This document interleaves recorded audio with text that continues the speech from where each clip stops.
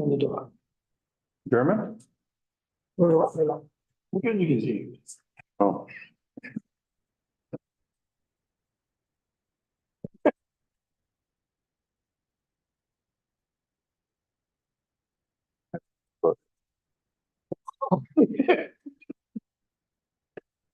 And now we're live. Members of council, and welcome to this meeting, March 26th, the last meeting in March. And so on that note, Madam Clerk, let's call our meeting to order with the adoption of the agenda. I have a mover and a seconder, please. Councillor Trahan and Mayor Rogers. The draft agenda presented to council and dated the 26th day of March 2024 be adopted as prepared. Gary, thank you so much. Accepting the minutes of the previous meeting. Mover and a seconder, please. Councillor Kelly and King. The minutes of the regular council meeting of March 12th, 2024 be adopted as circulated. All in favor? They both carry. Any business arising from the minutes? There being none, declarations of conflict of interest, pecuniary interest thereof. Being none, chair's comments, there being none, delegations to council, there being none. Committee reports, just quickly, if any of the chairs of the committees would like to make a comment, or any member of council on one of the committee items, Public Works and Infrastructure Committee. No. Emergency Management. Fire and Emergency Services. Planning Advisory Committee.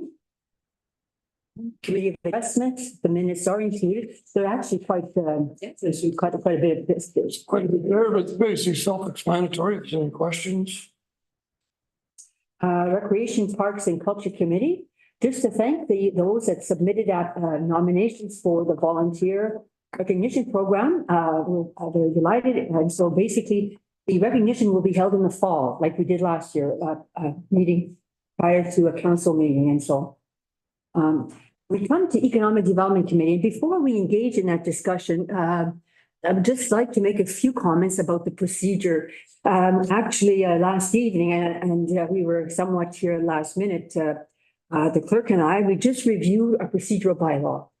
And so given that this evening, there's two items that somewhat are related, we thought it important maybe to cover off a few our new way of proceeding with our new procedure. We never thought we'd be putting an application, our new procedural bylaw at the next meeting that we passed it. But so basically some of the topic of discussion within the Economic Development Report, and I am assuming that our Deputy Mayor will be providing remarks based on the committee meeting. And we also recognize that we have a notice of motion that's been submitted by Councillor Kelly. So basically what's important here is that Deputy Mayor, as part of your remarks, we can engage in a discussion of what has been brought forward as part of the notice of motion. Okay, so basically that notion of potentially bringing the committee to an end cannot form part of that discussion because they're but you could, in fact, as part of your remarks, you could say, so for example, you could make your committee report and you can mention that I think I saw somewhere that you're meeting on it. There's a planned meeting of the committee on April 30th. You could say then that it's your intention to bring that forward to the next council meeting, which is in May. You could also mention that you'll be away during the month of April and taking the committee's meetings or the council meetings by Zoom, and that you would hope that maybe the notice of motion that could be brought forward when you're present. So you can make comments like that, but you can't engage in a discussion over those items. You might want to, make a comment to the Councillor Kelly that you hope that when the notice of motion is discussed, that his rationale will be provided. You could make statements of that form, but you cannot engage. We can't engage in discussion about that content. So that's for that. Now, Councillor Kelly, when you bring forward your notice of motion, given that there was not a specific date provided when you submitted the motion, when you wanted it to be discussed, you could say, okay, I heard Deputy Mayor or they mention that the intention is that she'll be gone. So I would like to see it brought forward on May 14th. That sort of remark or scheduling is permitted when you bring forward your notice of motion. There can be no discussion at that point. We can't ask questions of Councillor Kelly. Councillor Kelly cannot provide his rationale why he's brought forward this notice of motion. that we can't engage in that. So it's got to be simply the notice of motion and the date when it will be scheduled to be brought forward. Finally, I mean, some could say, well, let's discuss it tonight. So the notice of motion, we could say we want it to be, discussed this evening. And in our procedural bylaw, we do allow for that. And so we would need someone to move it, someone to second it, and then we would need unanimous support to want to discuss it this evening. Otherwise, we need to follow our procedural bylaw, which now says that it would go with the date that on which it's scheduled. So I simply wanted to put that out there so that we understand our new procedural bylaw.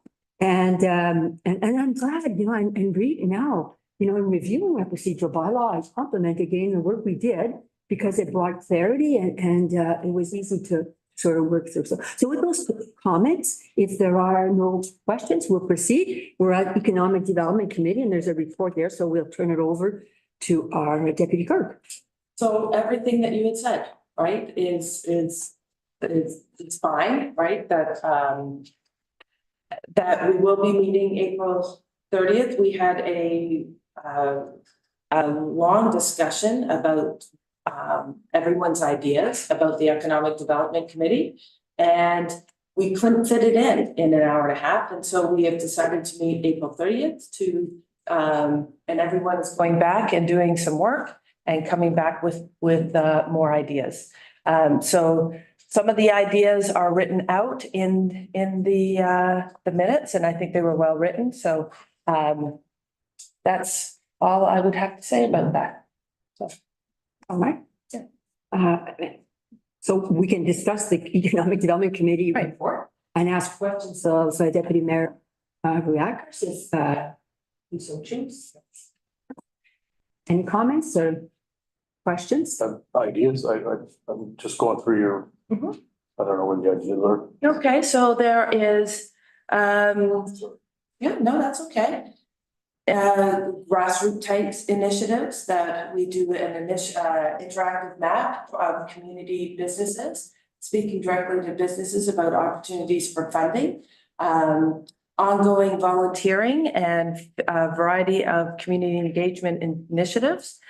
So those are some of the initial ideas that were captured in, and then there was a discussion about with the public library about what they could do if we wanted to partner with them. So those are some of the ideas that we have brought forward. In minutes that capture a small snippet, because it would have taken multiple pages to outline all of the ideas. So are you gonna be speaking about this at your next meeting? April 30th? Yeah, come up with a recommendation at that time, yea or nay? Yeah, we would like to. Plan? Love to. Says here, some of them don't know the role. Unclear on their role. Well, that is an idea that we are an advisory committee when it's in the committees and boards procedure or policy. But our mandate is action items. So that is, community engagement, creating programs. So those are action items. So that was sort of the discussion is I wanted to, more or less put together some programs and put it on paper, but then it was deemed that we're actually advisory. So we put forward recommendations to council.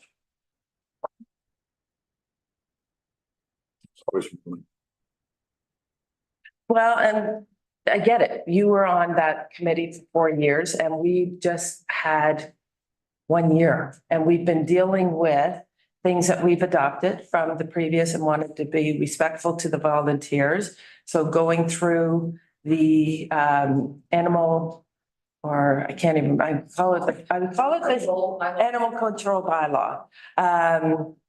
Talking about the trade show. We've also went through the strategic plan and had to go through that point by point, pulling out what we could work on from that. So we've been working on those things and now we're looking at having working on ideas that we would like to work on. But there is no ideas. Or is it? Yeah, there's ideas. Oh, okay. Oh, I thought you were Well- going, you wanted to carry this on to April 30th to itemize your ideas, Right, bring forward the back to council or, right, okay? Stay tuned. right. It's a big discussion. Shouldn't be, but Well, what do you mean by that? I don't know.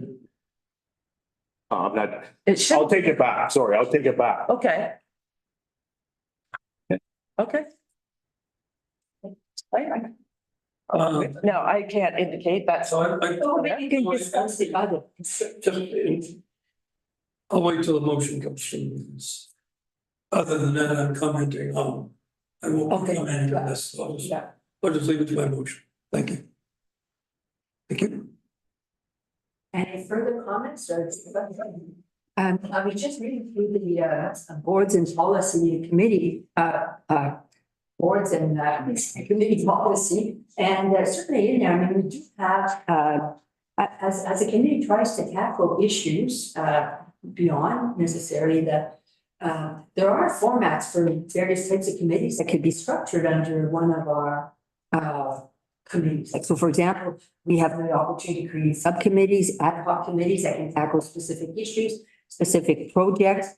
And the mandate, I was just going over the Economic Development Committee, the mandate, the purpose. Sometimes I find statements are broad. Say we make people make, even in like in economic development strategy, the statements are broad, but you can interpret that and say, okay, how can we develop that to meet that particular objective? And so I do find that we have language like that.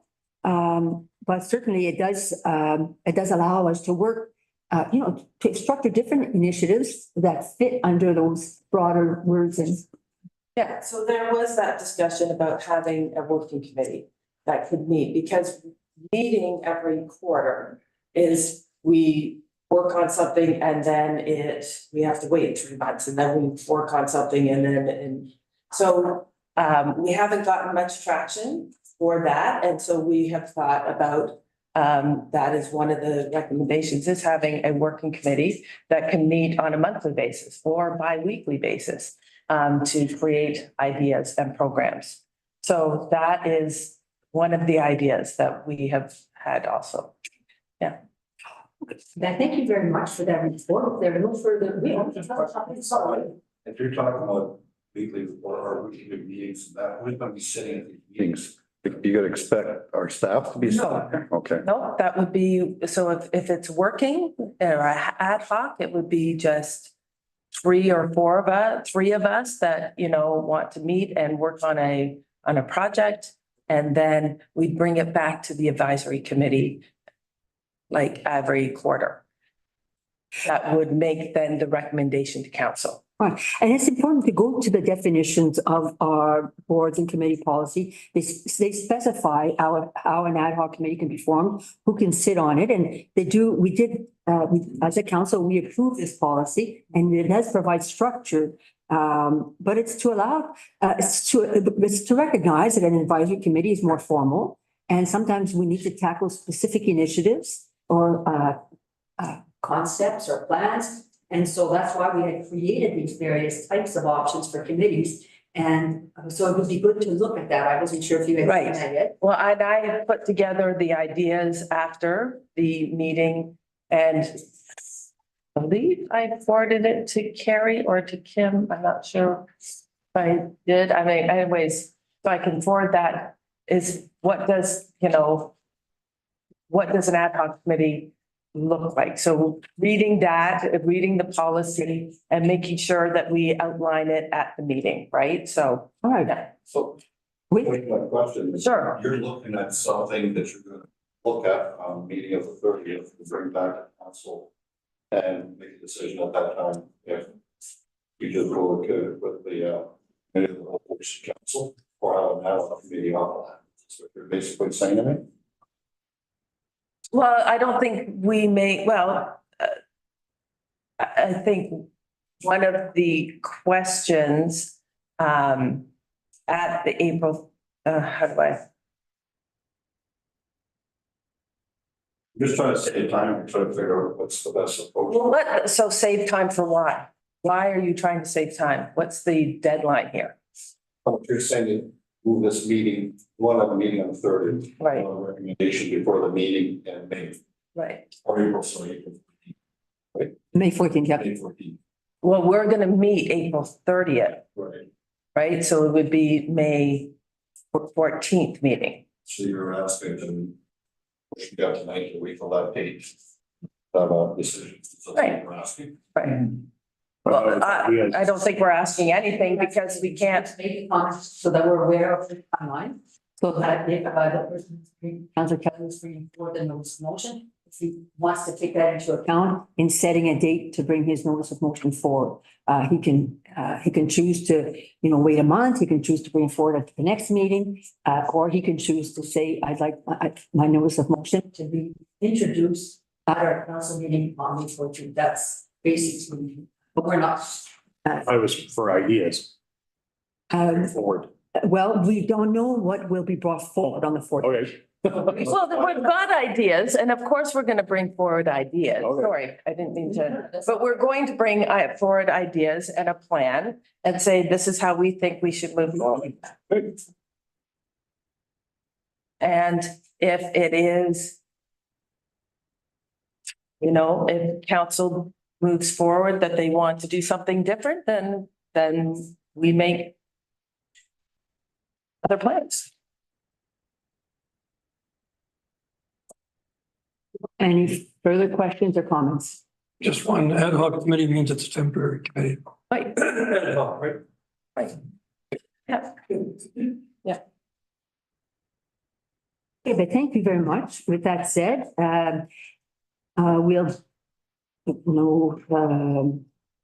the board reports. Library board, we don't have one. But we had our presentation today. Any further comments about the library?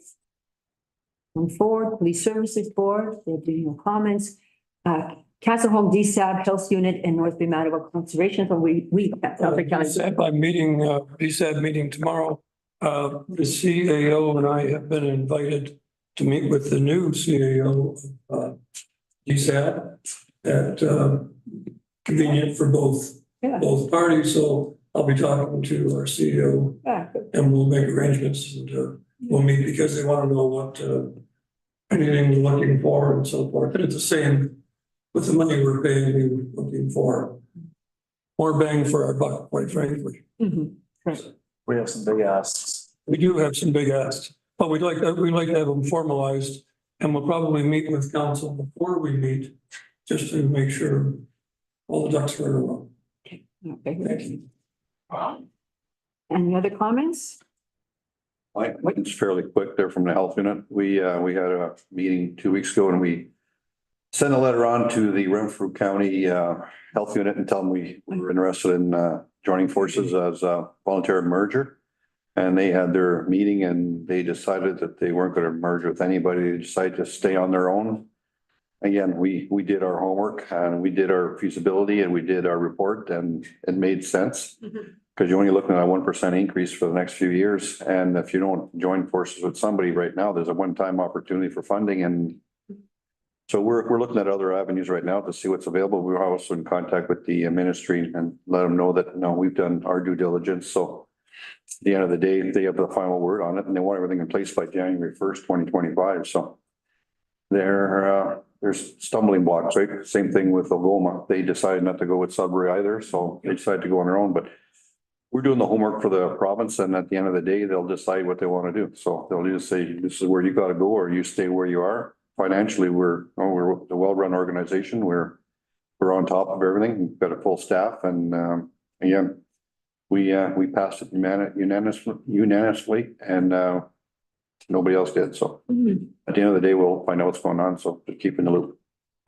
Well done, Councilor Champagne. Any comments or questions of that?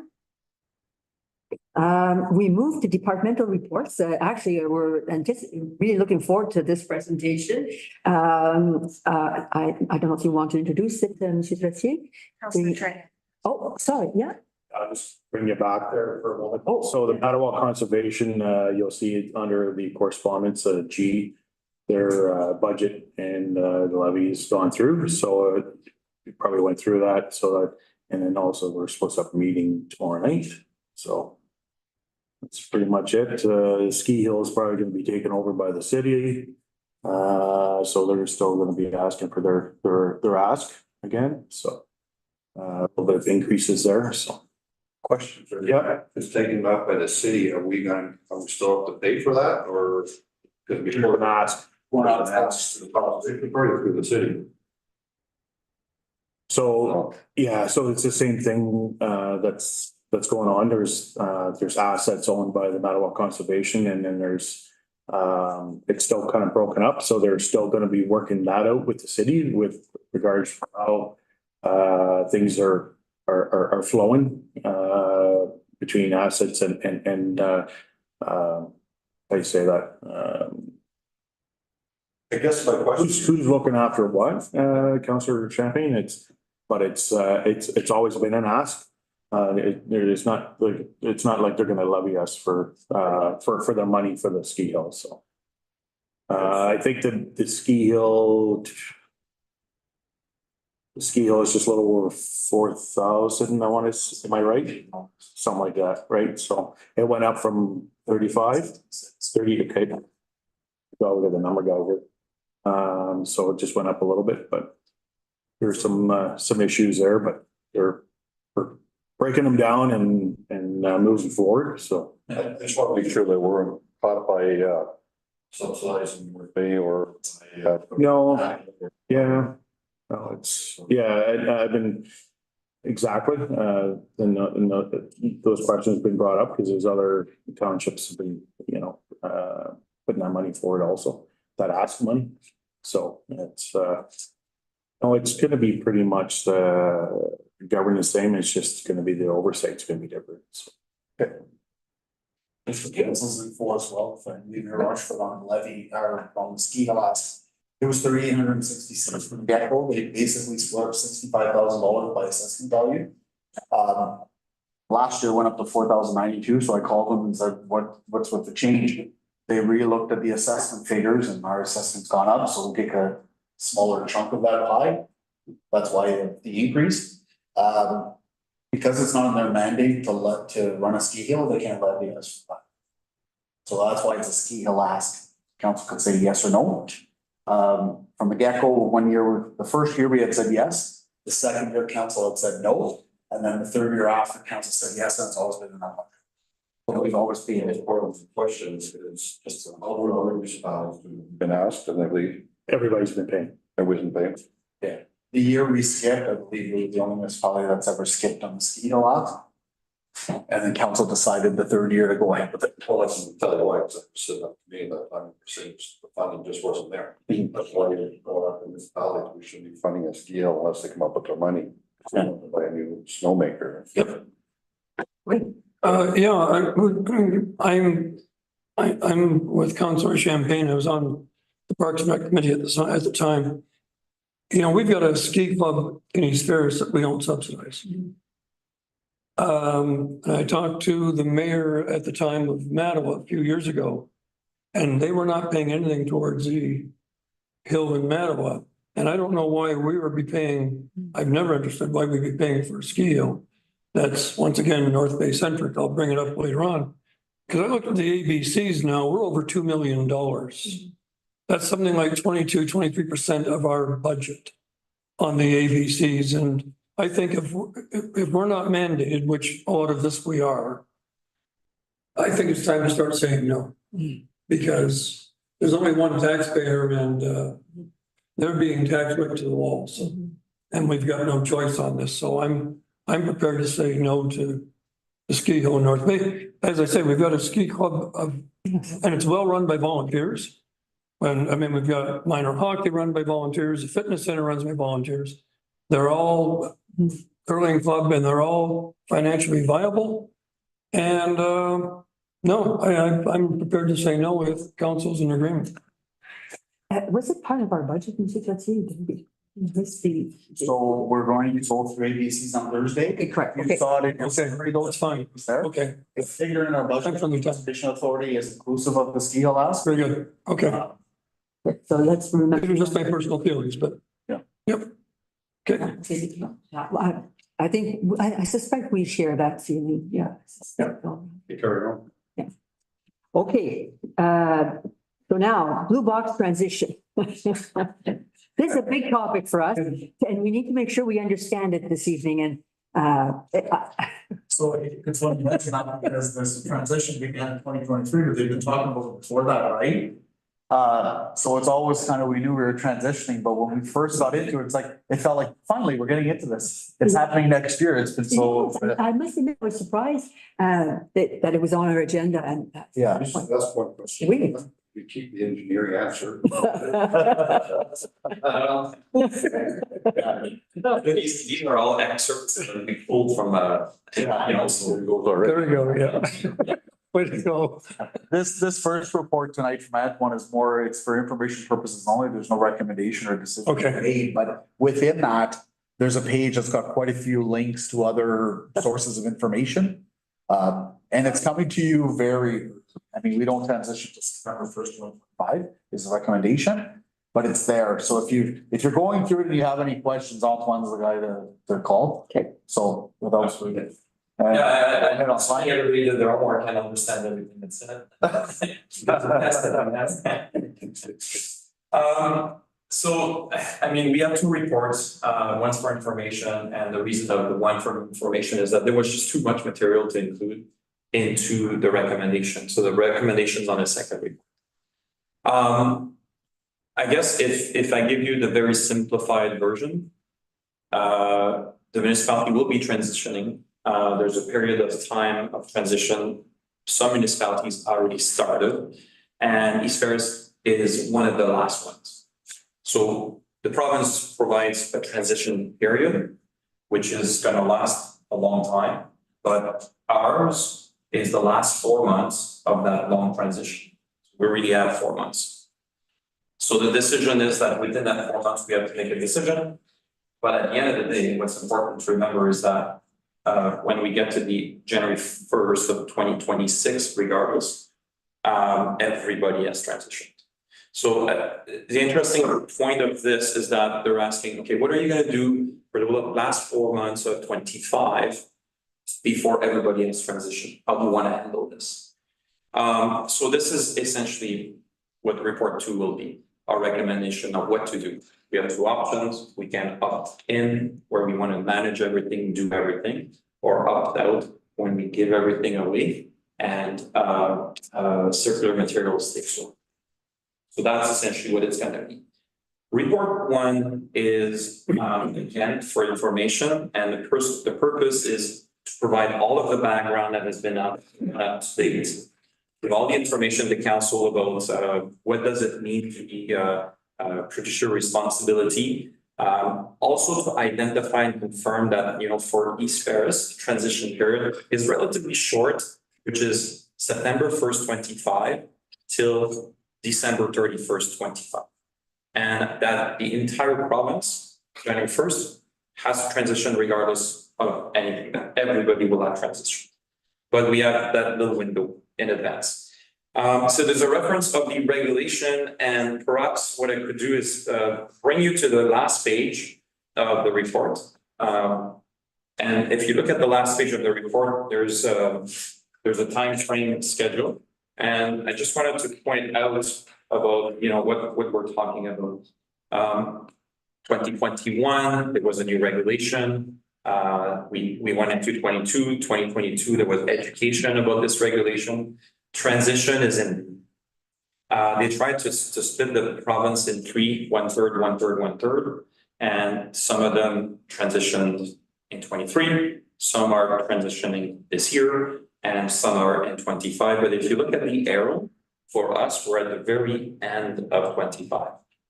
And what's very important, again, to remember is that as of January 1st, 26, every municipality will have transition. That's a must. We don't have a control over that.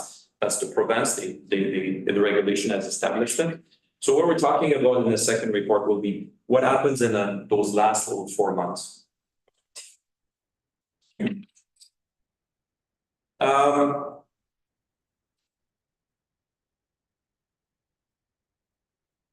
So another important aspect is under page one is the eligible sources and that are currently serviced. So when they mean by blue boxes that is serviced is everything that is residential homes. And if we have residential units within the building, multi-residential units, apartments, condominiums, and permanent or seasonal household within campgrounds. And that's important to understand. It's like permanent household within a campground, but not the campground. So if you look down further on page one, those bullet points, eligible sources that is not currently serviced includes, so we have schools, we have nonprofit long-term facilities, and we have public spaces, community parks, like facilities that we have. So those are the ones that are not currently serviced. Under the regulation, producer will have no legal obligation to provide blue boxes to these non-eligible sources, and any cost associated for those will be dealt with separately. So there'll be the responsibility of the business owner. So many business owners that have blue box material currently have a separate contract. They pay for it separately. That's going to continue being the case. So one of the ones that could have been at the bottom of page one, but is no longer eligible, since services were not provided as of October 15, 2019, is someone like basically the Nipissing Manor. So if we think of Nipissing Manor, so they have a contract and they will continue to operate as such. So they'll have to do their private collection. They may use the same contractor, but they will deal with it separate. If they were getting services from the municipality on or before August 15, 2019, they would have been okay to keep receiving service on time. Yep. Because they were not, and they had a private contract, then they're not able to. Yeah. Or they can't jump in. They gotta continue with the contract they have with the private company. And that was their choice. They'll continue with their business. So like I said, there's a lot of information. It's to refer back again, but on page 2, staff will inform property owners of non-eligible sources as we move forward about incoming regulation changes. The municipality understands that recycling services for non-eligible sources were negotiated on an individual basis and will continue to be so. It is our knowledge right now that property owners of non-eligible sources identified above are currently serviced on their own contracts. So many businesses that we know, many cottages that have camps, they have their own contract.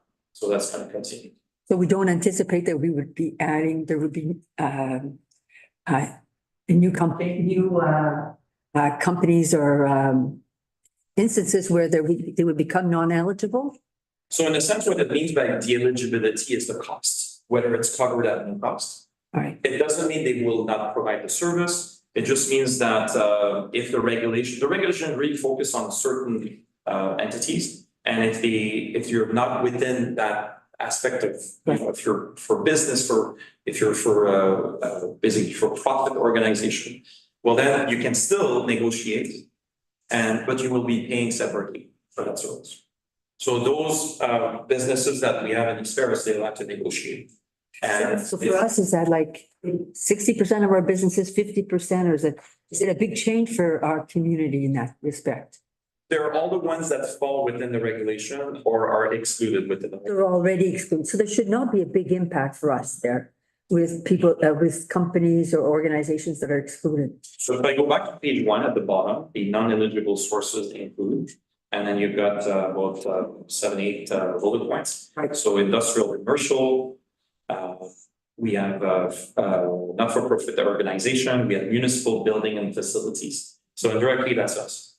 So for some of our buildings, we'll have to negotiate separately. There'll be a reference of that in a separate report. So we'll be able to negotiate with them. Daycares, places of worship, and then campgrounds and trailers, commercial farms. So that's very clear. So we will have to do education to the public and on our website and provide all that information. And as we move forward, it's a little premature to do that too early. Because the change can happen so late. But if we start planning on early next year, just educating the public and commercial and businesses, I think then it will make sense because it's gonna be, oh, okay, I gotta do this fall or before this fall, maybe this summer I could. We felt if we came out this year with the information you gave it to them, a lot of people put it aside saying, oh, it doesn't affect me until the end of 2025. And then something starts happening, say, hey, what's going on here? And then they start remembering, oh yeah, we got something. We'd rather start the rollout next year, build up on it until we transition and keep putting messaging out, right? So the impact for us will be to negotiate within our own facilities, the arena, the public spaces, any of those we'll have to negotiate. The service will continue to provide the current service. So we have curbside and they're gonna continue to provide curbside. So that's the service we're gonna have. Understanding that anything on private roads, because they're private roads, they're not maintained. So that means, again, we have a policy, anybody on the private road brings their recycling to the nearest maintained intersection. That's gonna continue to be the same service. People will have to bring it. And essentially, it's gonna be, and internally, we do know that GFL has been, and again, it's not an official hard to, but we have an understanding that they're gonna continue to provide the service and that they're gonna be kind of assign the area. So for us, because we already work with them, the transition is gonna be, I would believe, like fairly straightforward. There should be, but it's gonna continue to do the same service curbside to the roads that we maintain. What do you think the price is gonna be? Because it's a one company, they, you know what I mean, what are they capped? Is the government gonna cap them or how is this gonna go? They may turn around and say September 2025 and say, you know, residential is gonna be this much and. Residents don't have to pay. No, but we have to pay, I know, but it's still, they're gonna sit there and go, we have to contract them, so they may sit there and go, well, no. You know, it's basic, It's a really good question. Circular Material will be negotiating on behalf of the, what they call the producers of the blue box material. But essentially, they will be carrying that cost. So it's gonna be a burden. So what happens, to clarify, what happens is that we have currently Waste Diversion Ontario will report our blue box material. And then they have a formula that is usually based, and you still look at the middle of page 2, just below where I say we have curbside and S2 we have no. So currently it's fair as what it is. If I look at the 2022 reports, because we always look back about 2 years. If I look at the 2022 report, like our blue box cost us 114,000 based on the tonnage, because there's a collection fee and a processing fee. The more we collect, the more processing cost. So that year we paid 140. And out of that, then we submitted reports and then we got data call money back, which is usually based around 50%. And then we got 72,987 that year, which was more than. So that is the format that we have currently. When we do the transition, then it will no longer be the municipal cost, it will be the pros cost. So they will have to pay for that. So the Coca-Cola, the Pepsi, all these people will be paying Circular Material for providing the service. So the province is taking charge. I don't know if it's gonna cost them more money or less, but it's gonna be outside our burden. because there's some municipalities or towns or whatever has already transitioned, so just kind of maybe I'd go further insight of how that's going. That's not was, so. Yeah, so and that's the part that's very interesting is as we move towards that transition, the province will take over the costs. And again, in the 2 options, I'll talk about it right next on and then that's exactly what would become a concern for some of the ones that do the transition early. And that's why the opting in, opting out. For some of them may have said, no, we want to keep control exactly as it is. We want to do it all in-house because we're worried about those changes. And I understand that it's been identified, like if you transition at the very earlier stage, you probably want to keep full control. And then we'll explain later, because we are just in those last 4 months, I don't believe, looking at all the unknowns, that it's gonna be a big risk if we transition at the very end, because 4 months later, we still have. So we'll explain that as well. It's a hard question to answer. No, I know, I get it, and it might be a little premature maybe, but, My gut feeling at the end of the day, GFL's gonna have a monopoly on the whole thing. That's what's gonna happen. The one server, that's it. GFL down there, driving yesterday to Ottawa, and everywhere you see is GFL. Don't have it. No, all the problems gonna come across, that's the other. What's gonna cost us or what's not gonna cost us. It's too bad. There's Miller Waste Management. Yeah, but you know what's gonna happen. Well, we know, I don't disagree. I know, it is like companies. It's in the writing, the writing's on the wall. You drive down Toronto, all you see is green. Yeah. And it's all GFL or GRL, which is the same thing. The province didn't do us any favor, not the municipal facilities as a government, like, Hmm. So I think. thanks. still, it's taxpayers' money that's gonna be. Yeah. Yep. Yeah. It's gonna cost. Well, it's gonna be good for a year or two, but then after that, the cost is gonna come in. The real costs are gonna start showing up. That's when we're really gonna pay. It's got a choice with Bob, right? You'll have to. Yeah, during our public works meetings, we've talked about updating and modernizing the dump and putting in, because there's a lot of recyclables that come into to the dump, so we will, or to the landfill, I should call it, maybe, is that, so we'll have to sort of talk about that, right? Well, the reason for that at the landfill was we're seeing, I think, vehicles coming in with cardboard and things that are recyclable and going into the landfill. So we can kind of stop them and say, go over there and put your recyclables in the, to keep it out. Right. What that means when we've collected it, I don't know yet. There is solutions to that ultimately we'll be looking at, like potentially what I was considering looking at other municipalities, what they've done is they've done like a bylaw to ban the entry of cardboard into the landfill. So when it's legislated that there's a bylaw that says that, you know, cardboard is banned from coming into the landfill, then it gives us a little bit more weight, right? When people come in, we say, well, you know what? No, it has to go back to the curb. Yeah, but unfortunately, we don't promote the system, like cardboard's picking up in the ditch. And then we're gonna be picking it up because they're gonna say, we can't take it there, it's too much for my place, but guess what? I don't have a truck, you know what I mean? I got a car, I can't go to the dump. So Circular Material reached out to the municipalities. What happens is like they've already created contracts and transitioning with many municipalities. And right now, what they're doing is they're starting to prepare to draft these contracts. So they're thinking a year ahead, because even though we're that, they would probably want to have that tender document agreement with all the specs out by the end of the year or before the end of the year, to secure whatever agreement they do for that transition date for us. And this is why they have option 1, option 2. And this is why they reached out, and council will have to accept or carry one way or another. And there's 2 options. Option 1, it's opting in, which means that the municipality continues to operate the Blue Box program on behalf of Circular Materials. We're talking about only for that period of September 1st to December 31st, for those 4 months.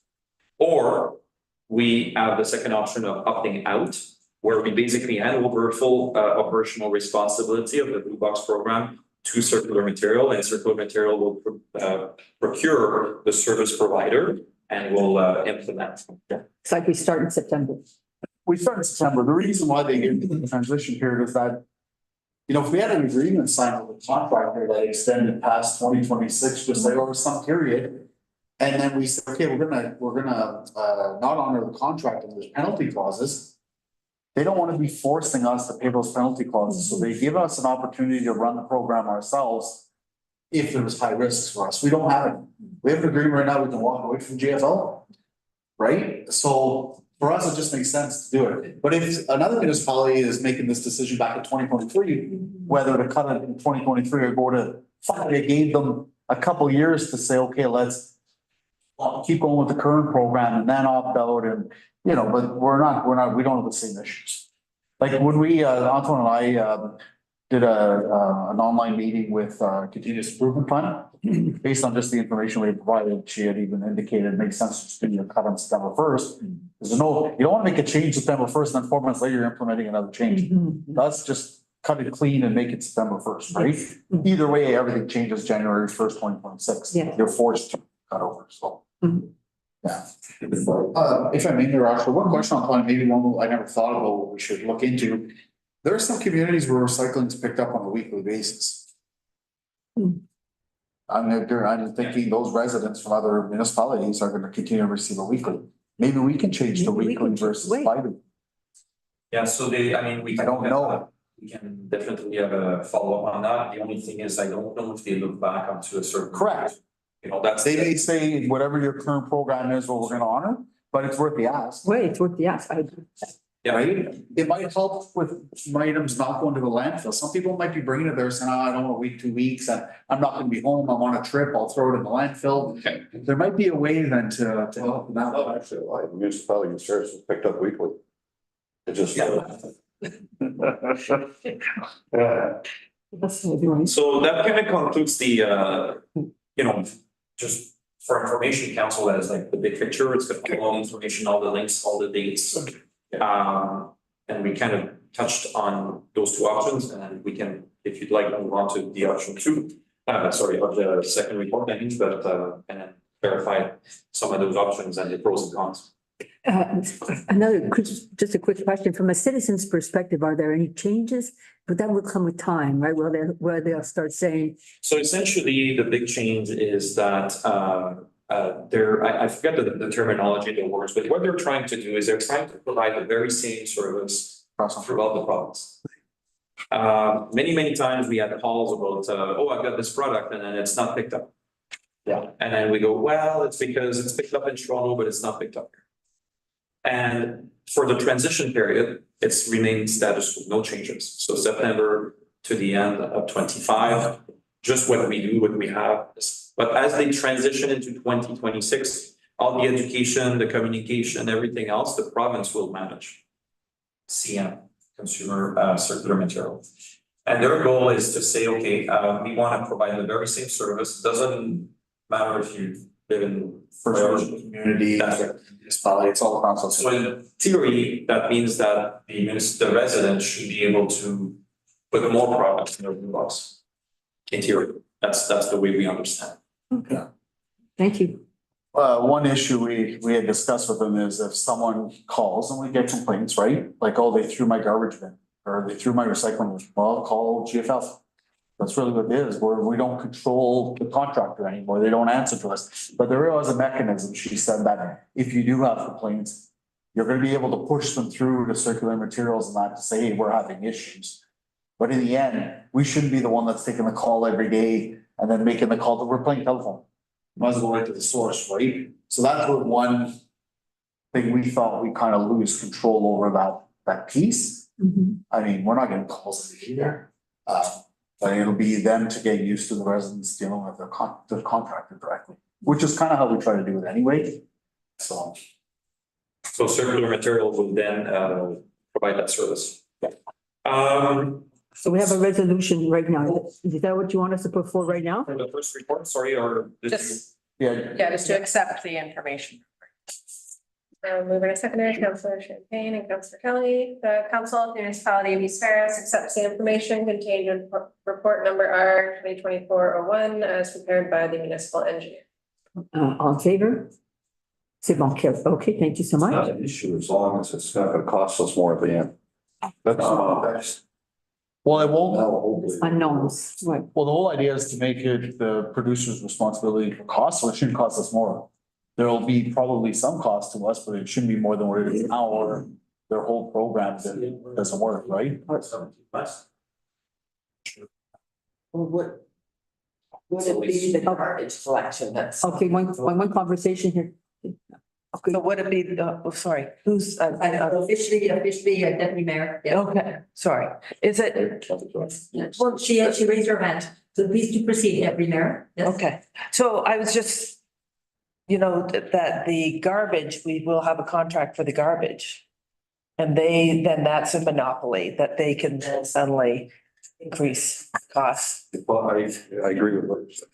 exponentially, right? So that's the. That's a scary thing. Can we council down? Thanks. Okay, thank you. I apologize, just that we're in one conversation, yes. Okay, okay, my sidelines, yeah, okay. Okay, now we move to two, report number two, that we need to decide if I think, but let you present that. So with a little bit more understanding on the background, the following report is, if I read the recommendation, that the council authorizes staff to advise circular material that the municipality of Sirius will not enter into an agreement to provide blue box services during the 4-month transition period from September 1st, 2025 to December 31st, 2025. And that council authorizes staff to begin the process of transitioning our blue box program to circular material and ensure that they have the information needed to take over the full operational and financial responsibility for blue box program by September 1st. The basis of this recommendation, again, is that we evaluated both option 1 and 2. If I skip the bottom of that report, which refers to those dates again, as an information for council, the city of North Bay, the municipality calendar will be doing the very same. And the risks of opting in was that the reason of opting in from some was the risk of opting out. So I guess what we just mentioned, some contracts, obligations, penalties. So some that we're going to transition at the very early stages. Well, if we do, then we have these obligations, we have these penalties, and we don't have that. So the penalties is not a concern for the, also, I think if we think of it, we have a very short period of time, those 4 months, and there's automatic transition regardless. So in this particular case, when we weigh all the pros and cons, I can't read the whole report, but essentially when we weigh the pros and cons, that's the reason that justifies the reason why it doesn't make sense. You know, there's a lot of risk. The agreement, we act as a contractor. If we decide to carry the contract and the work, we have to put all these agreements in place for only 4 months. We also have to pay the 4 months. By opting out, we're saving 4 months of collection costs. Our 25 budget. And we have to transition on. And then as a follow-up with everything, once we have this in place, there will be some next steps. So this report kind of provide a little bit of information about the next steps. Because we do know that January 1st, there'll be a full transition. And we will have to do some kind of education to the public. You know, early 2025, staff is likely to be mailing out some notification letters to all residents so that they become aware of the process, and that basically we will tell them, you know, when you have complaint, issues, this is the procedure, you call CM, circular material, we'll give them all the numbers, we'll probably put links on the website. There is also going to be furthermore some implication about the garbage collection contract. So as we exiting from one, then we'll have to there are 2 separate entities, so we can renegotiate or retender that aspect as well. So we'll be doing essentially all of these follow-up reports to council. Wait, Councilor Shaw. I didn't see anything passed, but maybe so this is gonna come up, you know, GRA or AMO. I'm sure at the conference, some of these subjects are gonna come up too. I think, I agree that we're gonna opt out, that makes us have more sense, but I just don't feel comfortable the way they're doing it. I like the idea about saying that we're weekly. We are weekly in these fairs. Because we split the municipality in half, we're still weekly. Yep. So I make sure that's in the motion too, that we send to me this weekly that we get picked up in these fairs. Certainly it would be, Councilor Canada asked a good question of what are the lessons learned from the municipalities that have already transitioned? Are there any lessons to be learned or best practices? I don't know, but I suspect it's all out of our hands and it's it must be, we've not heard negative situations or so it must be proceeding fairly smoothly, I would think. Well, the thing is that it's out of our hands, we're taking care of it. Yes. But I don't feel comfortable at the end, what's gonna happen in 2 and 3 years from now when the bill starts coming in. Because it's gonna be one provider. That's the problem I can't, who do you pick as a provider, who's a promise pick as a provider? So obviously they're gonna pick one person to do it. They're not gonna pick a whole bunch of different companies, that never works. You gotta be uniform across the whole province, right? Just my opinion. Well, no, I think that's a good observation for sure. But on that note, so our next decision is whether or not we opt out, and I think we have a resolution to that effect. I think you have made a recommendation, Mr. Boucher, let's see, right, that we go with option 2. Opt out, because it's different than those that were the first ones to transition. So that was well explained. Thank you so much. So let's proceed and table that motion. Mover and a seconder, please. Kelly, Council in. That council, municipality of East Ferris, authorize staff to advise circular materials, CM, the municipality of East Ferris will not enter into an agreement to provide box services during the 4-month transition period from September 1st, 2025 to December 31st, 2025. And the council authorizes staff to begin the process of transitioning our Blue Box program to CM and ensure they have the information needed to take over full operational and financial responsibility for the Box program by September 1st, 2025. All in favor? The bon, okay, thank you so much. I think, Boucher, we have another report. Yeah. So keep us posted as obviously as this evolves, and I know you will, so and so now we move to report number C. So, report 2403 is basically reflecting the results of the tender for the public transportation. And that's we have a recommendation. The tenders were submitted, and at the time we had the invitation. Everything was submitted by invitation. February 8, 2024. Our tender for the project closed February 22nd at 3 o'clock and was open at 3:15 in the municipal office of President Councillor Ray Champagne, the CAO Treasurer Jason Trottier, and clerk Carrie Enselman, and in attendance also of Martha McDonald from Mail Paving, and we had Connor Christensen from Pioneer Construction. There were 5 packages that were submitted and or provided, I should say, and then 2 were received. One addendum was issued. In the analysis of the cost, there were 2 options, option 1, option 2. Before I read the numbers, I just wanted to clarify that when this first application was submitted in 2022 in April, we had a certain knowledge of certain costs of value. Things have changed. The cost of things has changed over the years. There was a drastic change in 22 to 23 and then afterwards. So we were a little bit concerned with the overall cost of the project. So what we wanted to create to proactively deal with this was that it would be best suited to have 2 options. The first option was in order to grind and pulverize the shoulders and then basically provide a hard surface of the shoulders that are only gravel as we speak. The second alternative was to provide a hard top surface on the identified width, which is 8.4 meters. So we want to do a hard top of 8.4 meters for active transportation.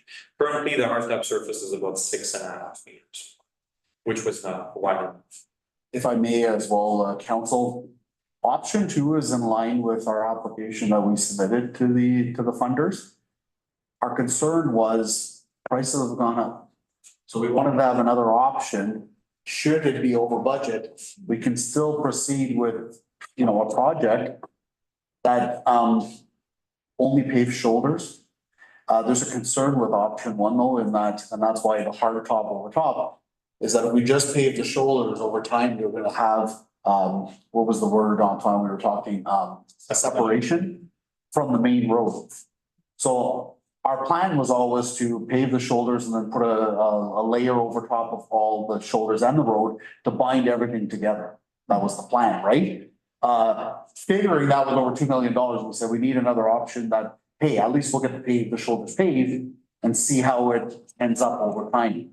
And then we might get into more maintenance costs, right? So option 2 is our preferred option. It was also the option we would have proceeded with from the get-go. And that was what we had in mind for our funding application, so. So when we understand that option 1 is for, if I'd say a reduced scope, and option 1 is for the full scope. We look at the results received, we had for Miller paving in this project, we said 1.307, 888.22, including HST, and then Pioneer was for that very same option, 820, 13 and 87 cents. Again, HST included. And when we compare for the full scope, option 2, Miller paving was at 1.6 million, 88 and $165.76. And we had Pioneer Construction at 1.497, 136 and cents, including HST. So when we looked at those numbers, we knew that, okay, we were able to afford option 2 within the funding, that allocation that we have. So that kind of simplified our decision in a sense. We checked for error emissions. There was no emissions, no errors in this case. And a bit of a summary, option 1, if we think of the option 2, option 1 was the construction methodology of it. Again, we mentioned separation. We were concerned with that. So we knew it was an option that we would have had to do additional maintenance in the future, but we wanted to keep it on the table. Option 2 will basically avoid that risk. And then option 2 is basically also in line with our asset management as a better life cycle cost of the treatment. And then we also will have less erosions dealing with option 2. In the recommendation to award the tender to the low bidder of option 2 in this particular case, we have to kind of keep in mind that this is not the entire scope of the project. So there's going to be sub elements, and that's why we wanted to identify the bottom of page 2. So we will have some in-house brushing and a bit of widening work. So that's in the order of about 50,000. There's a provisional item that we're looking at, which is a granular sealing of shoulders, and we estimated that's about a 90. And then there's a provisional item for various drainage improvements and culvert work, again, in a range of the 140. And at the end of the project, there's going to be some signs, lines, bike stations, and so forth that we've evaluated at about $40,000. So when we consider all these sub-elements, we are relating within budget. And therefore, we have the recommendation in this case that the tender EF 2401 for Trout Lake Active Transportation Project in the amount of 1.497, 136 and 83, including HST be awarded to Pioneer Construction for the McPherson Centennial Crescent Active Transportation Project. And to clarify, the Centennial Crescent is only from Highway 17 to McPherson, so it's that first stretch. So there's that 7.1 kilometers. I think the first stretch on Centennial is about 1.7 kilometers, but just to clarify, it's not the entire crescent, it's the first one. Wait, Councillor Champagne? It's gonna be done in one layer, You what? as one vote. Some of the intersections coming out, are they gonna widen intersections too? So any areas that we have, yes, there's. That's what I was asking, because you're the Church Street, off those side roads. Yeah. 1 meter will get eaten up if you don't go further back, right? That's right. Mostly from McPherson to Centennial. Most of that, because that's a true T. So we have like the traveling width that we're trying to achieve, that's hard surface, it's gonna be an 8.4 meters. And then that's gonna allow the 2-3 meter width travel lanes. And then with that, we're looking at a 1.2 meter hard top shoulder. And then there's gonna be the lines for the pedestrians as well. So there's still gonna be ditching though? Yeah. Presently, it's gravel, the shoulder is all gravel, Yeah, no. but it's gonna be hard top. Yeah. And yeah, so that's a recommendation for that pool. Any further questions? We'll table wait. Deputy Mayor? Yeah, so when the additional parts calculated like with tax, so I had it at write down that amount. Anyways, it's $320,000. Yeah, these are. 120 rounded, okay. Right, We have some specific, for instance, if I look at the item one, the very detailed breakdown estimate is about the 48,000. But just for discussion purposes, they're rounded one. right, What we do know as a factual number is the tender amount. And okay, the other ones give a kind of a range value of what people. Also in the amount of 1,497,000 includes HST. right, So a good chunk of that we get back from the government, so it's not a true cost. Our true cost is not 1.497. okay, We get back most of the HST, right? okay, So even if you try to compare this figure to what's in our budget document, right, our budget documents include our true cost, right, which isn't inclusive of the rebated amount, right? okay, So of the 13%, we get 11.24 back from the government. okay, 1.76%, okay, we have to eat up. That's the HST we don't get back. The only time you do get it back is if you have a commercial, next door, OPP, we have a commercial lease. So we pay 13%, we get 13%. It's an in and out for us because it's a Okay. commercial venture. Any municipal expenses, we have rebated HST at that rate. and our contribution is 170, 10%. right?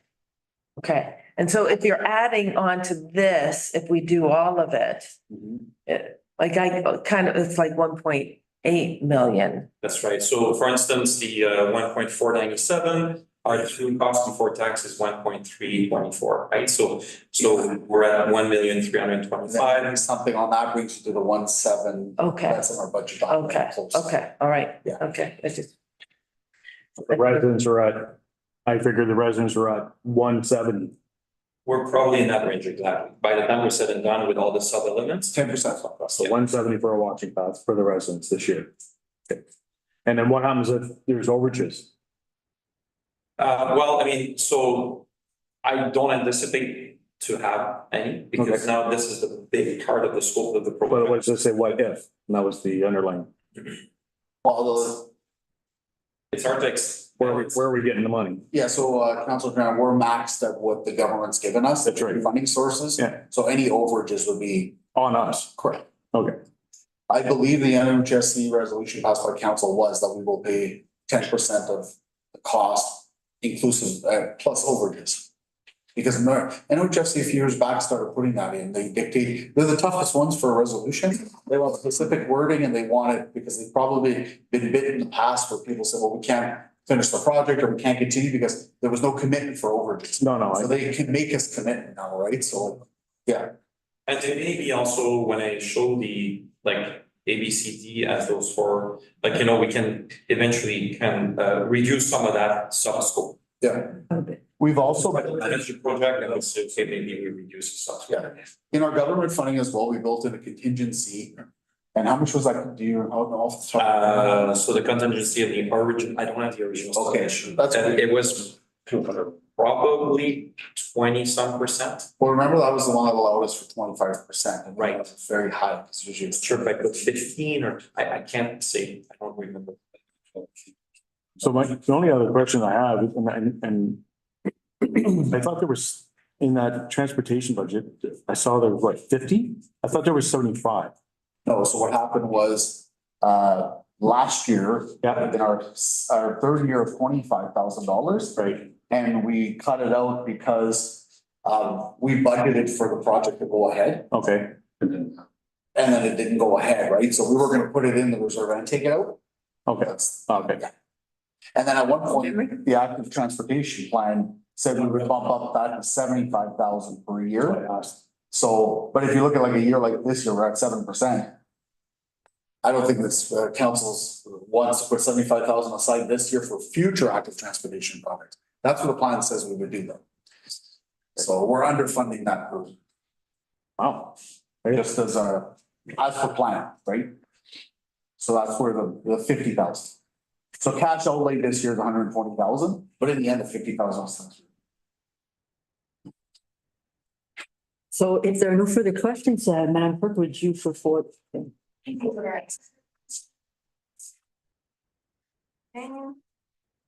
Council, municipality East Paris accepts the recommendation, municipal engineer, engineering in report number R 2024-03, and award the tender for the Trout Lake Active Transportation Project to Pioneer Construction in the amount of $1,497,136.83, including HS.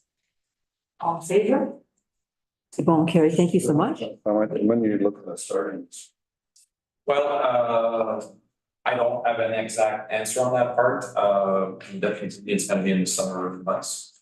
But definitely the follow-up step of the contracts like Pioneer, we have the award, the resolution will be to work a schedule and I can get back to council with that. Well, actually, we should have a roads meeting before that, because I see conflicts coming in. Yeah, we won't start that quick. There's also been a discussion between Antoine and I that it's in our best interest or the municipality's best interest to have a consultation session or some kind of public engagement with at least the residents of Centennial and McPherson that are directly affected.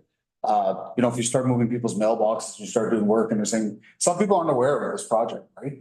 So it might be a good opportunity. And I mean, it doesn't matter if the whole public's invited, but I think the ones directly affected, bring them in and say, this is the project, this is how it was funded, you know, and this is when we'll begin, this is how it affects you, this is when the timeline of the project. So I think there's a bit of that to organize before shovels are in the ground. But it could be a good item to bring to Public Works to say, how do we want to get going on it? We do understand it's a short construction. And we've identified that as well in the application, that it was environmental assessment. Yeah, So that the project, because the scope doesn't really, so it's pre-approved. we already have a BIA permit from a conservation board, Yeah. we were forced to get it, yeah. And we would, likely an open house. And the residents would be warranted, invited. Clarify something, when are you back, Probably about the 26th of April. of April? So we have a meeting around the 29th or the 30th, is that what's good? Then we'll share that too. Okay. Or I can join by Zoom if you want it earlier. Thank you very much. Thank you very much. We'll move now to notice of motions. Councillor Kelly.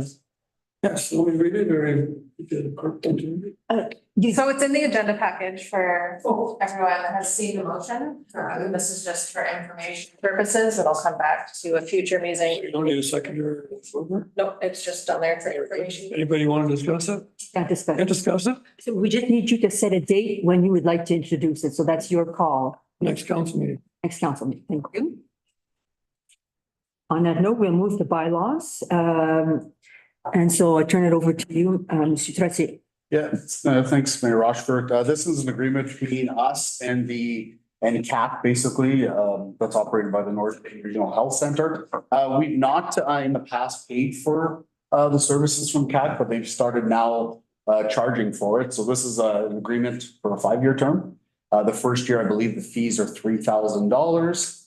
And basically what this agreement is for, what's that, sorry? That's correct, yeah. Yeah, so we've always had an agreement with CAP. So just one conversation here. Again, one conversation, council. Yeah. Okay. So basically call taking over a piece of aging. We've had an agreement with. Yeah, it's paging, we can go into, there's paging and then there's communications with CAP on the grounds. So there's two parts of it. So there's two different costs, but we just don't look at one. It's the single part. Schedule A is all the services that they were gonna provide, and then Schedule B is us. And then it's a 5-year term. If you go to the last page, we've got the fees. Mhm. So basically, they're charging 250, well, the first year's 3,000, then it goes to 3,120, 3,240, 3,360, and $3,480 for the 5-year term. It's pretty, I talked to him, you know, sorry, Jay, because I've been involved in dispatching a lot. Actually, it's not bad.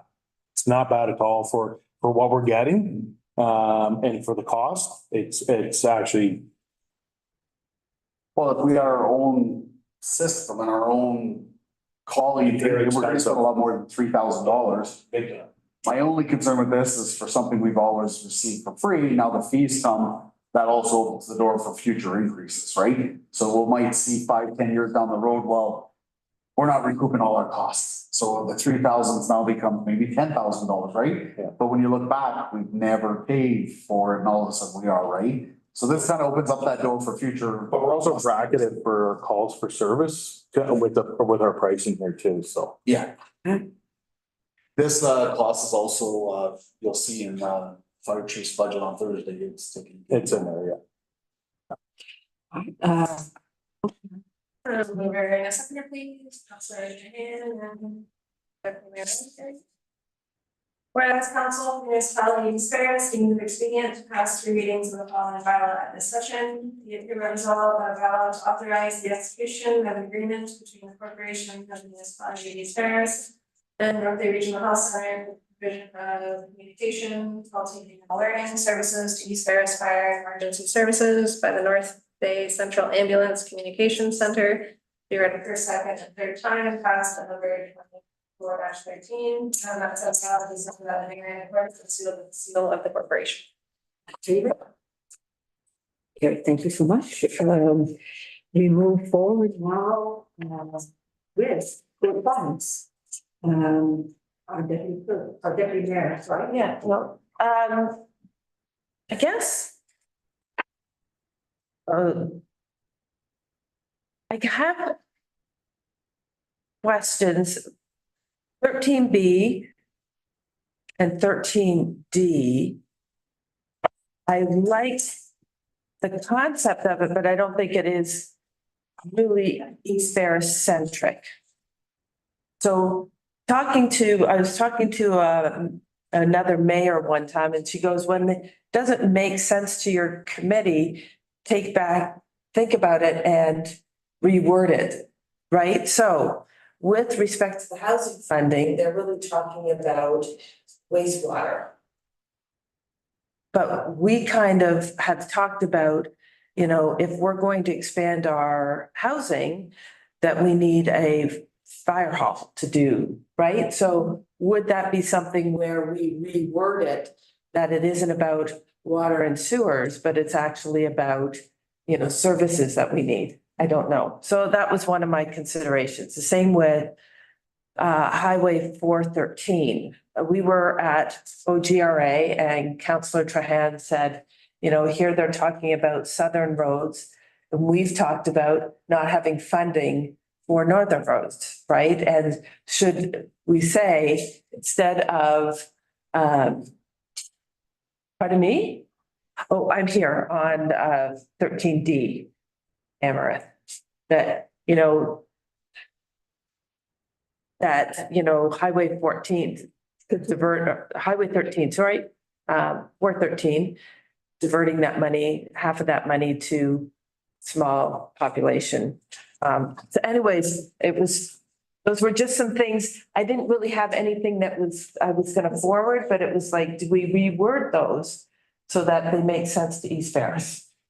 We did make the request for delegation before Minister of Housing for Municipal affairs. Okay. request to go, and we've also made a request for MTO, correct, for delegation? Also, it's a long. Long-term. Okay, so, 201 for sure. Yes, we'll get the end, correct, so yeah, that might. I'd have nothing to forward. On that note, though, I do want, just before we turn it over to Councillor Kelly, I did want just to mention, though, Deputy Mayor, that there's the one with the Phenom, the matter of identifying supports and structures to help small and rural communities that are in Northern Ontario to respond to disruption. This was a special research project by the University of Guelph. But the lead professor is from this area here, and she had She came in, she met Deputy Mayor Louis Ackers during the elections, and she had asked Free Fairs to participate in this study.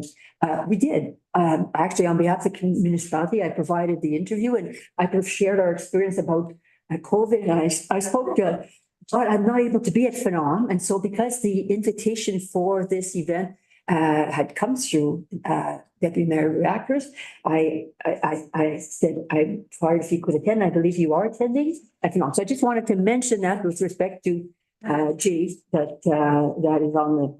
Yeah. So on that note, thank you. And yes, Councillor Kelly. Yeah, just number E. Please. School board facilities available in local municipalities. Yeah. I mean, that's usually the largest, that's usually the only gym in town. Gymnasiums, and they can use it for a variety of, and a lot of school boards lock them up at Friday night and don't open until Monday morning. And it's their, empty. Most evenings and, all weekends, so. Yeah. And I've used a couple of schools, both of these guys. And, they give you keys and they give you the passcode and you go in, use the facilities, lock it behind you. And Bob's your uncle. It's all good and it's a facility that's quite frankly paid for by the taxpayers. But we got to have responsible people, so. If we were to put forward this resolution, we should call, like our school boards in our municipality are very friendly when it comes to providing Yes. access Yeah. for people, Yeah. for the pickleball. So they really, so for example, when They've been proactive. they've been very proactive. So maybe there would be a way, our experience has been very positive. We see it as a very, and we highly recommend that this be the practice of the province. So maybe we would speak about our experience and encourage for the whole province to do the same. Well, I mentioned at DSAD meetings, or I'm sorry, at Phenom meetings, what we do, we look at the different motions from different municipalities across Northern Ontario. I mean, Northern Ontario is the size of about 6 or 7 European countries. And we filter through and we take the motions that we think are relevant to, that the province will listen to, especially if we get 2 or 3 in a row, about the same topic. And those are the ones we act on. The fire services is one for extending the life expectancy of the truck when they're still viable, the fire truck. Because the cost is prohibitive and there's no funding available for, so that's something that Phenom does on a regular basis. So passing that, yes, it would make a difference because it would be filtered through.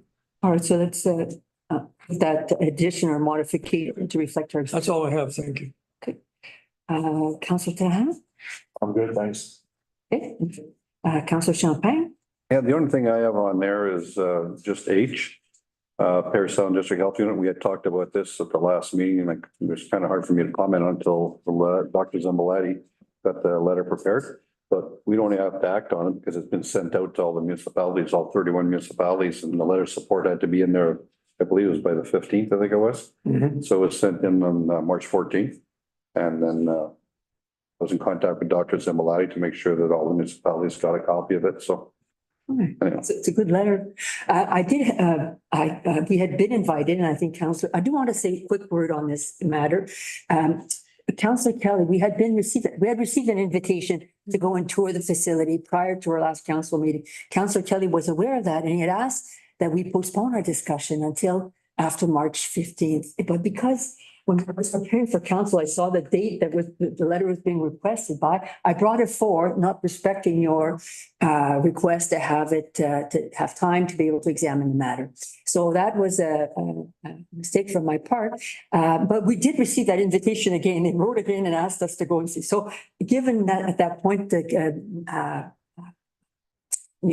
guess the letter had been prepared and sent by. We went and the letter reflects the reality of that facility. It is very unique and taken. They have a whole infant food cupboard. They have food pantry for youth, for families in need. They have clothing. There's a lot of services that are being provided. And so just to say, I thought that health unit letter was just excellent. Yeah, we weren't sure of the funding part of it because there's another part of it for funding. Right. And now that's not what this was. This is totally different, but there's another one to be coming forward for funding, and that funding application, to my understanding, so.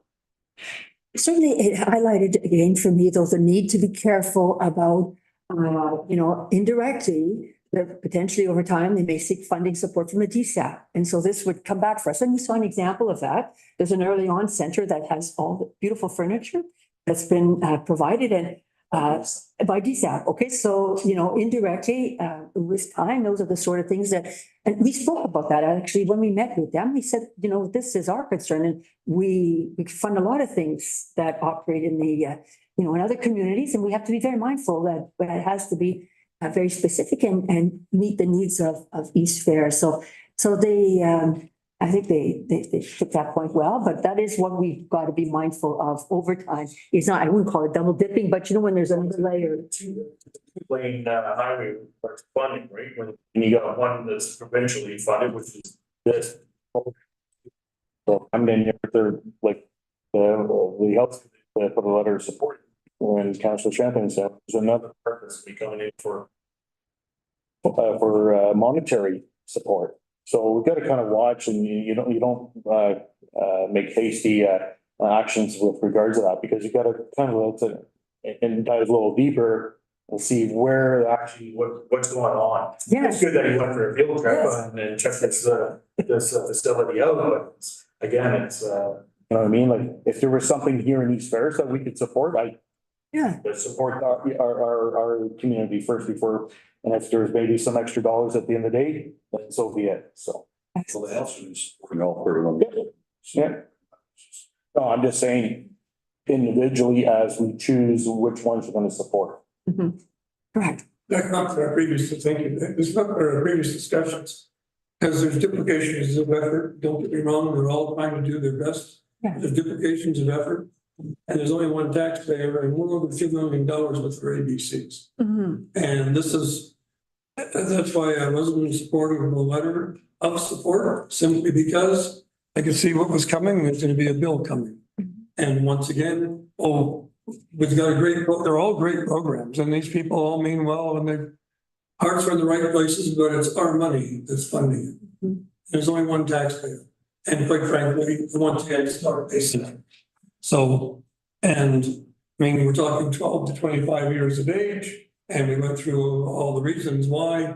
But quite frankly, there's OW, there's a number of TSAB funded services out there that these people could be taking advantage of. So there's a lot of duplication and spillover. Yeah, and it's certainly, in North Bay, there's HANS as well, that has a specific mandate, and so there's. Kids' place. But certainly I had not appreciated enough that the age, like a child is a child to the age of 21. And then after that, because to allow for students, it goes to the age of 25. And so, but their programs are basically for kids that are in grade 9, grade 10. high All school. for people who need, Yeah. children and other ones and adults. Anyway, just all that to say that thank you very much to the health unit for producing a very good letter on our behalf, and that was wonderful. If I may, Mayor Rochford, the letter from the North Bay Regional Yes. Health Center regarding our annual pledge has an error in it. It says our contribution for 2023 was 25,000. It was 27,500, Okay, but their final numbers are correct. that's So what it's we, just a typo in that number. I just don't want a councilor to pick up and say, not as for budget, right? But the values are correct. At the end of 2023, we do owe 84,000. Yeah. And we've contributed 666,000 so far. and it's in our term of Yes. council that it will come. So what I've done is this year's budget, I've increased it from 27,500 or 27,250 to 28,000. 28,000 times 3 is 84,000. Okay, So it'll be done when we finish. as long as we make our payment this year, next year, in 2026, we're done. 3 years, so. Yeah. Right, that is a matter of to celebrate or Yeah. the mark or note. Yeah, it's a significant contribution. Yeah, it's a group, exactly. Okay, now we move to, You, sorry, have a resolution for support for the town of Aurora's. So with our new procedural bylaw. yes, and correct. support from Thank you, really well done. Mover and seconder, please, for the Aurora, Councilor Champagne, Councilor Kelly. Council, Municipality of East Ferris supports resolution number 827, the town of Aurora regarding requesting the province and the Minister of Education to assist in making school board facilities available to local municipalities on a priority and cost recovery. And so we'd like to add, to modify that slightly, in keeping with our experience in East Ferris. And maybe, that has been very positive in dealing with our local school boards, both, Near North, School Board and, Conseil scolaire catholique Franco-Nord. School boards and all right out. It makes a difference at a community level. Yeah. Perfect.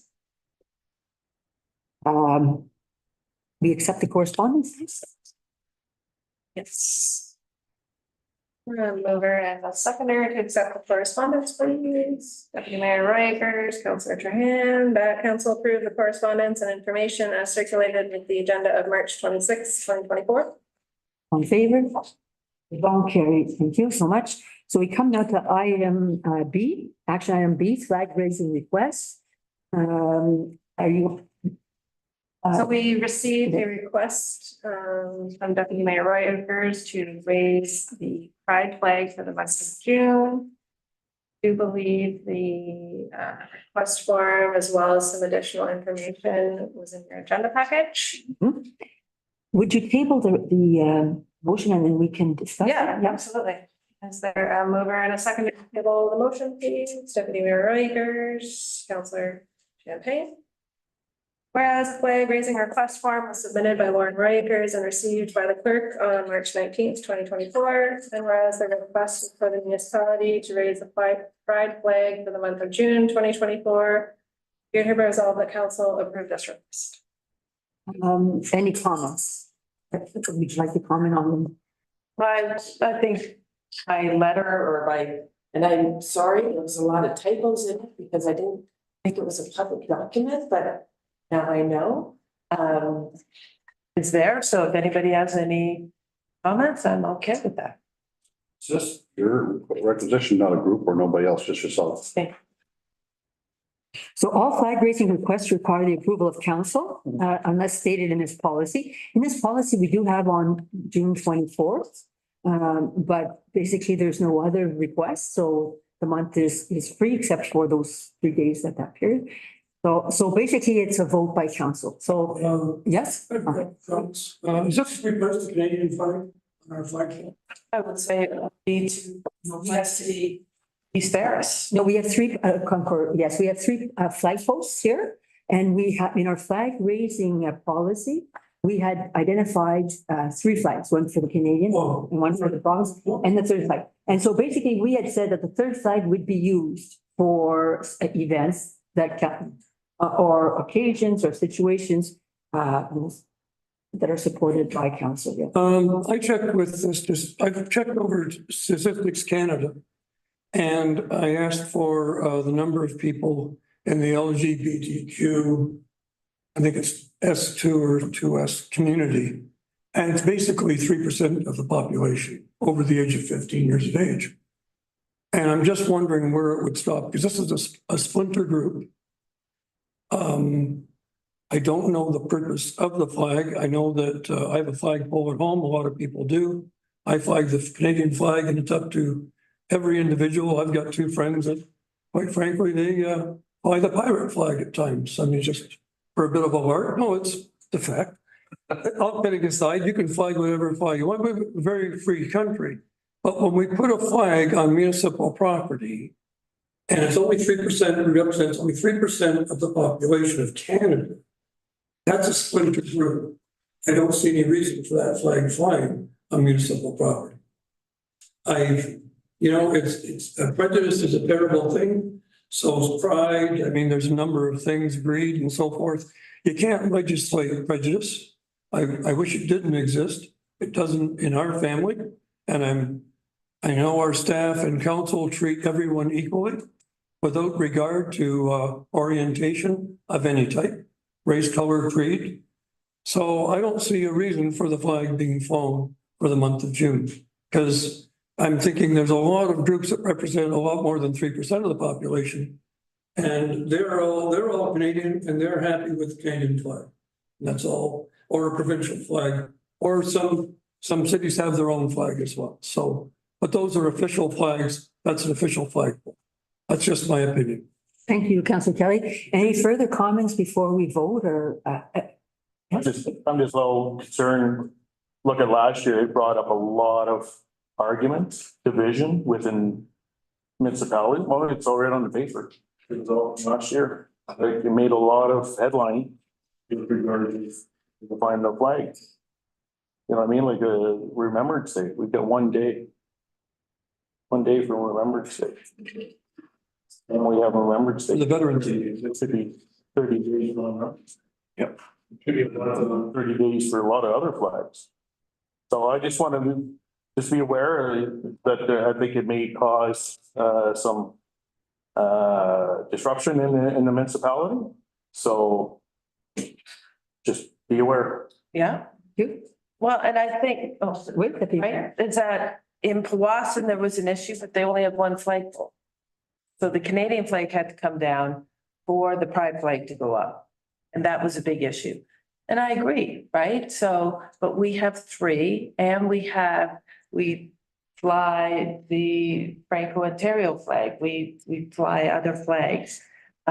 So I agree that, you know, taking one flag down and having another up, but we have 3 poles. I'm not worried about the flags. I'm just saying there's division in the municipality. So Well, there's always going to be division in the municipality, right? I mean, if we look at the quarry, that created division, right? You know, people have come forward with the Trout Lake. And so those small groups came to us and had a discussion and we paid attention to them. So there are, it's all on you. Yep. It's your motion, your right, request. yeah. Are you flying your own flag at your house? Just a question. I don't have a flag. So I think that's, you know, Just a thought. we need to keep the discussion. Thank you. I think on that note, I think we should just vote it, so all in favor of declaring the month of June. I guess raising the pride flag for the month of June with the notion that there are already 3 days that are spoken for as part of our policy. Beyond that, all in favor, raise your hand. A motion, nay. So thank you very much. I request a reconsideration and Yes. have it a recorded vote. Yes, so. Is that possible? Yes, Okay, so they would go forward at our next state council meeting. okay, And so you just need to put it forward and I need to second it and we could have a reconsideration. okay. Way to run the reconsideration vote. Pardon me? Sure it is. So, Noted. okay, thank you. Thank you. Approval of accounts payable. For the seconder, please. Sure. Councillor Kelly, Councillor Trahan. The council approved the general accounts of the municipality of East Ferris as indicated in the check register dated March 26, 2024, in the amount of $231,300.79. All in favor? C'est bon, carry, thank you so much. Other business, there being none. In camera, there being none. Confirmatory bylaw. Over the seconder, please, Deputy Mayor Riker, Councillor Champagne. Whereas council for the municipality of East Ferris deems it expedient to pass 3 readings of the following bylaw at this session, be it hereby resolved that a bylaw to confirm the proceedings of council from March 26, 2024, be read first, second, and time, passed and numbered 2024-14, and that said bylaw be signed by the mayor and clerk and sealed with the seal of the corporation. All in favor? All. And adjournment. Over the seconder, please. Mayor Wright, Councillor Kelly, that we do now adjourn at 6:39 p.m. Favor? And we'll see each other on Thursday morning at 9 o'clock. 9. Yes. Cool.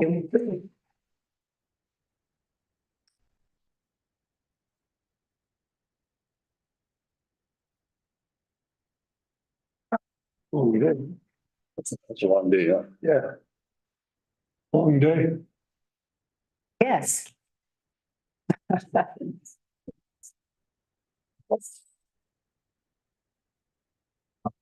Yeah.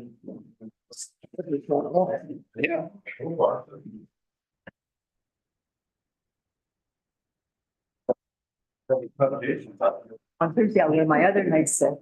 Yeah, I like that. Special moments. What's that?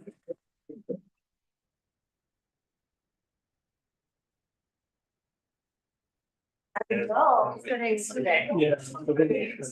All right, thank you very much. Yeah. Great, we'll see you later. Right.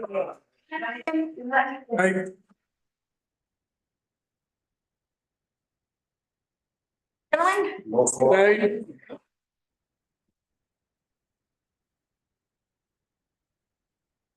How long do you work out in the morning, Steve? About an hour? Oh, we do 30 minutes